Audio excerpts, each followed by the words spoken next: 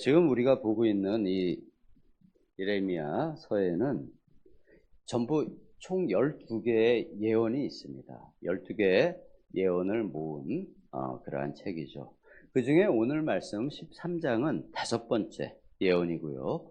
시대로 보면은 이 예언은 여호야긴 왕, 그러니까 이 남유다 왕국의 마지막에서 2번째 왕이었죠. 그 이후에 시드기야가 왕이 되는데 그 여호야긴 왕이 다스리는 그 시간대에 대한 예언입니다. 근데 이 여호야긴 왕은 통치 기간이 단 3개월입니다. 왕위에 즉위하고 나서 3개월 동안에 그는 자기의 부친을 본받아서 악을 행한다고 역대하에서는 이야기합니다. 근데 그 3개월 사이에 바벨론이 공격을 해오고요. 느부갓네살 왕에게 패하여 자신의 모친인 느우스다 왕비와 또 자신의 아내들과 신하들과 함께 바벨론 포로로 잡혀갑니다. 여호야긴은 바벨론 포로 생활 37년이 지나고 나서는 그 당시에 새로 즉위한 에월 무로닥 왕 시대에 석방이 되고요. 감옥에 계속 있었단 얘기죠. 그래서 명예를 회복하고 노폐물 받는다고 열왕기 하 25장과 또 지금 우리 예레미야 마지막 52장에서 역시 소개를 해주고 있습니다. 하나님께서는 이 예레미야의 상징적인 행위를 통해서 이스라엘의 왕과 백성에게 심판을 예언하는 오늘의 말씀입니다. 하나님께서는 예레미야에게 3가지의 퍼포먼스, 행위를 할 것을 명령하십니다. 첫 번째 명령의 내용은 이와 같습니다. 너는 배띠를 사서, 배로 된 허리띠를 사서 내 허리에 메고 그것을 물에 적시지 말라. 그리고 2번째 명령 내용은 그 구매한 허리띠를 내 허리에 띤 띠를 가지고 일어나 유브라데로 가서 거기에서 그것을 바위 틈에 감추어 두어라 말씀하시고요. 3번째 명령은 내게 명령하여 거기 감추인 띠를 바벨론에 가서 다시 가져오라고 하십니다. 지금 이 하느님께서 명령하시는 배띠, 배로 된 허리띠는 거룩함을 상징합니다. 하나님 앞에 거룩하게 나아감을 상징하죠.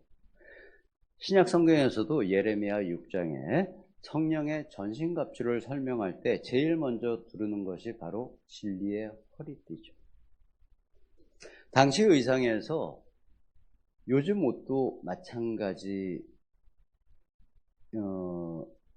일까요?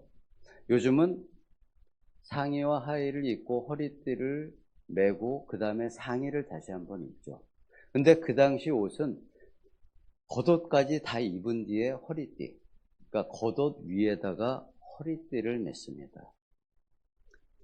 이것은 제사장 옷에 매는 허리띠를 상징하는 것이고요. 하나님께서 말씀하시는 지금 배띠는 거룩한 제사장의 이 의상은 허리띠를 띄움으로써 제사장 의상이 완성이 됩니다. 즉 백성이 아니면 제사장이 하나님 앞에 나아갈 때 경건한 거룩함을 상징하는 띠로서 오늘 말씀을 상징하고 있는 것입니다. 그래서 이 띠를 물에 적시지 말라는 것은 세상의 악함에 닿지 않게 하라는 하나님의 명령인 것입니다. 성경에서 물은 세상을 뜻하는 단어로 어떤 악에 물든 세상을 의미하는 단어로 사용되는 경우가 많습니다. 지금 이곳에서도 이 물은 하나님의 거룩함을 더럽히는 세상의 욕심과 우상으로 비유가 됩니다. 그래서 이 거룩한 띠를 유브라데 강가의 바위 틈에 감추는 것은 하나님의 거룩함이 세상 속에 나아가게 된다는 것을 의미하고요. 그리고 세상의 바위 틈에 숨겨져 보이지 않게 되는 것을 의미합니다. 즉 이스라엘 백성이 바벨론 포로로 잡혀가서 그곳에서도 하나님의 거룩함을 나타내지 못할 것이라는 의미인 거죠. 하나님의 백성은 어느 곳에 있든지 하나님의 거룩함과 경건함이 드러나고 나타나야 합니다. 하지만 하나님 앞에 죄를 짓고 바벨론 유브라데 강가로 잡혀가는 유대의 백성은 그곳에서도 하나님의 거룩함과 경건함을 나타내지 못하고 지금 이 예레미야가 바벨론에 가서 그것을 숨겨두듯이 역시 하나님의 경건함을 나타내지 못하고 썩어져 가는 것에 대한 비유로 보여주시는 것입니다. 이 배로 만든 허리띠는 유브라데 강가에서 썩어져 사용할 수 없게 됩니다. 이러한 썩어짐이 하나님께서는 이스라엘 백성의 교만을 바벨론 세상에서 썩어져 없어지게 하시겠다고 해석을 해주십니다. 그들은 결국 자발적으로 자신들의 교만을 없애지 못하고 식민지 백성으로 그 바벨론의 백성들에게, 왕에게 철저하게 짓밟히면서 그들의 교만이 없어져 갈 것이라고 말씀하시는 것입니다. 그들은 자신이 하나님의 택하심을 받은 거룩한 선민 사상으로 가득 차 있었고요. 그러다 보니까 이방인을 개나 돼지와 같이 취급을 했습니다. 하나님께서 원래 계획하신 태초에서부터 종말까지 이어지는 구원의 구속사 여정에서 하나님의 백성 이스라엘에게는 제사장의 나라로서 사명이 출애굽기 19장에서 주어졌습니다. 하나님 나라에 내가 그들을 나의 백성으로 삼고 제사장의 나라로 삼겠다고 말씀을 하셨죠. 그래서 그들을 열방 중에 거룩하게 구분하셨고요. 구약시대의 구속사를 전개해가는 주인공으로 그들을 삼으셨습니다.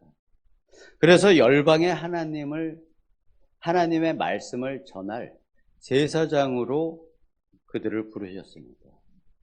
그런데 그들은 하나님의 뜻과 영광을 열방에 나타내고 율법을 통하여 거룩함을 유지하면서 열방에 하나님의 말씀을 전하고 중보하고 또 그들을 통하여 이스라엘을 통하여 세상 만민을 구원하시고자 하는 하나님의 뜻을 기쁘게 이루어 드려야 했습니다. 그러나 그들은 그 부여받은 사명은 외면하고 자신들을 선민이라고 부르며 그들과 구분을 했습니다. 그들에게 나아가지 않았죠. 그런 그릇된 선민 의식과 교만에 사로잡혀서 하나님 앞에 온갖 불의를 행하고 지금 이렇게 여러 선지자를 통해서 주시는 하나님의 책망과 심판의 경고까지 멸시하기에 이르렀습니다. 그들은 이렇게 이방을 무시하지만 자신들은 이방 세계의 욕심으로 가득 차서 우상이 줄 수 있다고 유혹하는 그 거짓된 유혹에 속아 하나님을 배신하였습니다.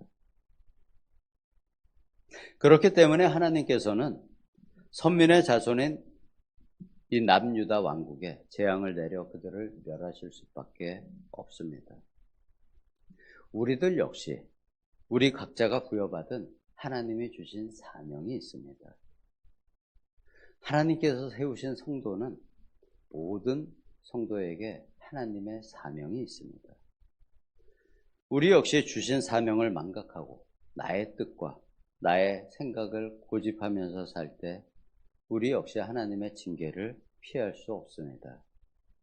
선지서의 말씀은 당시의 백성이 못났다고 정죄하는, 우리가 이들의 행태를 보면서 이 사람들 참 잘못했다, 못났다 라고 정죄하라고 주신 말씀이 아니고요. 이 말씀이 우리의 마음을 비추는 거울이 되어야 합니다. 신약 성경은 우리에게 주신 사명을 여러 군데서 선포하고 있습니다.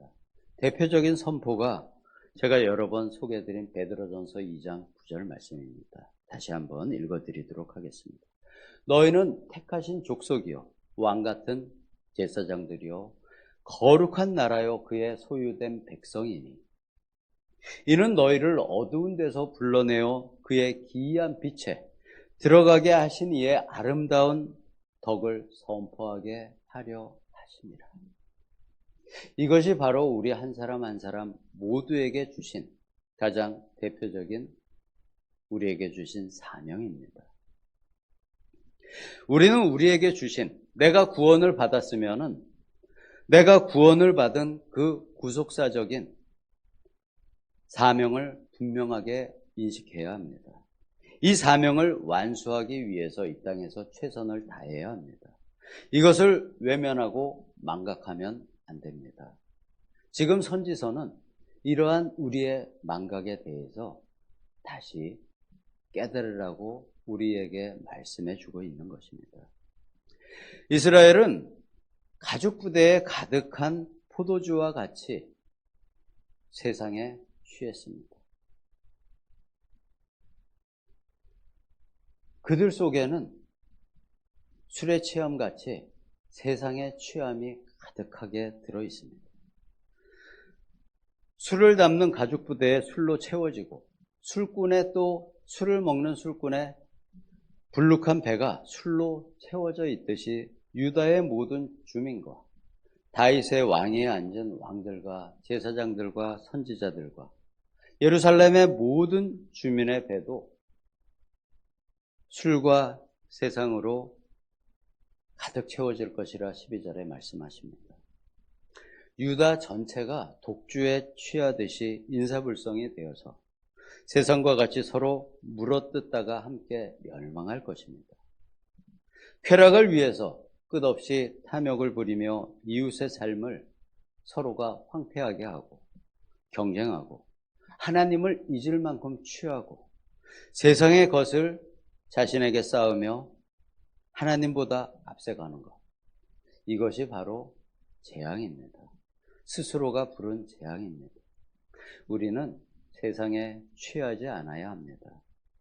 하나님의 말씀이 우리 마음에 감동이 되고 우리 삶의 내용이 되기를 예수님의 이름으로 축복합니다. 아멘. 기도하겠습니다. 아버지 하나님, 우리에게 메워주신 거룩한 허리띠가 풀어져 없어지지 않도록 우리가 잘 지켜나가겠습니다.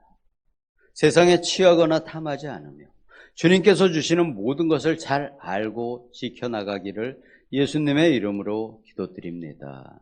아멘.